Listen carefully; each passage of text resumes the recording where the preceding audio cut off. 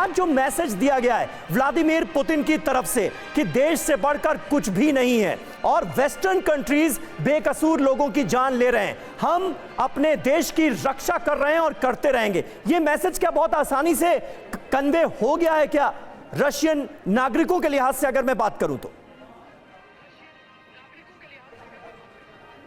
देखिए, पश्चिमी देशों को तो उम्मीद थी कि पुतिन जब बोलेंगे तो पुतिन क्रेमलिन पर हुए हमले के बारे में बोलेंगे, पुतिन यूक्रेन से बदला लेने के बारे में बोलेंगे, पुतिन पश्चिमी देशों से बदला लेने के बारे में बोलेंगे। लेकिन इसके बजाय इस वक्त मैं आपके सवाल का जवाब देते हुए कैमरा सहयोगी अमित को कहूंगा कि वो लगातार परेड पथ पर अपनी नजरें बनाए रखें। देखिए समीर, इसमें से बहुत सारे ऐसे आर्मर्ड व्हीकल हैं जिस पे TV9 की टीम ने फ्रंट लाइन पर रिपोर्टिंग करते हुए खुद उस पर राइड किया था। यानी हमने T-72 टैंक पर, T-80 टैंक पर, T-54 टैंक पर और इसके अलावा ये अलग अलग जो आर्मर्ड व्हीकल है, BMP व्हीकल है, इन सब पर हमने खुद राइड करके फ्रंट लाइन की एक एक कवरेज की थी। लेकिन आपकी बात सही है। देखिए, रूसी लोगों को ये बताना कि ये जंग क्यों जरूरी है, ये पुतिन के लिए पिछले साल विजयी दिवस पर बहुत मुश्किल था, जब उन्हें समझाना पड़ रहा था कि हम देश के अस्तित्व के लिए लड़ रहे हैं। लेकिन एक साल बीत जाने के बाद अब रूसी लोग भी बहुत हद तक इस जंग की हकीकत को समझ चुके हैं, उसकी अनिवार्यता को समझ चुके हैं। हालांकि किसी भी हालत में, जैसा कि प्रधानमंत्री मोदी ने कहा था कि ये समय किसी युद्ध का नहीं है, तो किसी भी हालत में युद्ध को जस्टिफाई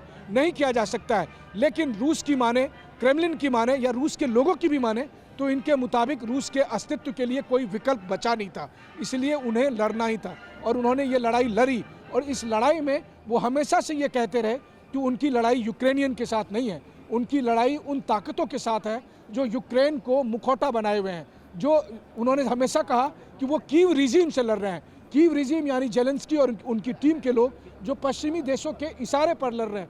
और इसीलिए प्रेसिडेंट पुतिन हो या फिर क्रेमलिन हो, उन्होंने लगा। ठीक है, आप जिस बात का जिक्र कर रहे हैं श्रीवास्तव जी, ये बात क्या समझ में आती है, क्या आपको समझ में आती है क्या? और अगर पुतिन ये समझाने की कोशिश कर रहे हैं तो रूस की आम आवाम को भी ये बात समझ में आएगी क्या कि कीव की रिजीम को चेंज करने की ये लड़ाई है?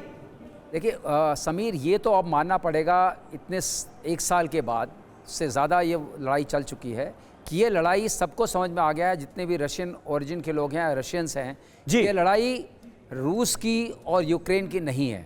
इस बात को उन्होंने आज अपने भाषण में साफ साफ से कहा। ये लड़ाई जो है वो नाटो कंट्रीज से है, ड्रिवन बाय वेस्टर्न पावर्स, और वो सारे लोग संगठित होकर अकेले रूस से सामना कर रहे हैं। और रूस ने ये दिखाया कि हम अकेले उन सब पर भारी पड़ रहे हैं, क्योंकि जो इलाका और जो एरिया, जैसे जनरल मेस्टर ने बोला, जो एरिया उन्होंने कैप्चर कर लिया है उस पर वो दोबारा उस पर आक्रमण करके उसको ले पाना उनके लिए संभव नहीं है।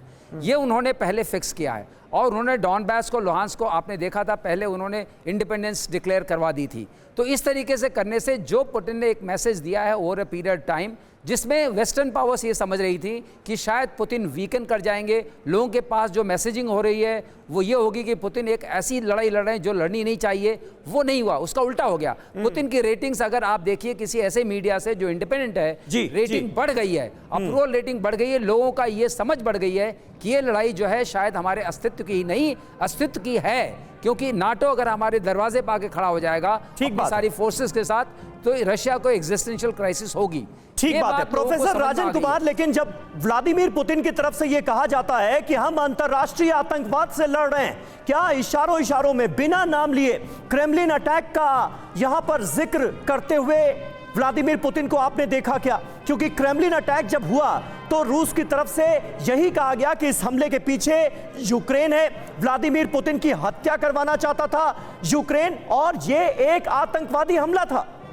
देखिए, इसमें कोई शक नहीं कि वो आतंकवादी हमला था और उसको जिस ढंग से हमला किया गया इसको मानना चाहिए भी। और लेकिन यह कहना कि देखिए, मैं क्रेमलिन कई बार गया हूँ, यह कहना कि वहाँ पे इसको पुतिन को मारने की साजिश हुई थी, तो पहले तो मैं ये बता दूँ कि ज़्यादातर समय क्रेमलिन में पुतिन नहीं होते हैं। और दूसरा कि जिस ढंग से जितना स्मॉल स्केल में अटैक था तो वो उसकी संभावना बिल्कुल भी नहीं थी। यह जरूर था कि क्रेमलिन को एक मैसेज देना चाह रहे थे, जो जिसने भी किया है, कि क्रेमलिन भी वल्नरेबल है, वहाँ पे भी अटैक हो सकता है। अब इसमें यूक्रेनियन का हाथ था या रूसी का हाथ था या वेस्टर्न पावर्स का हाथ था, यह कहना अभी मेरे लिए बहुत ही मुश्किल है। लेकिन निश्चित रूप से जो आतंकवाद की बात करते हैं उसमें इस ढंग के अटैक भी शामिल हैं।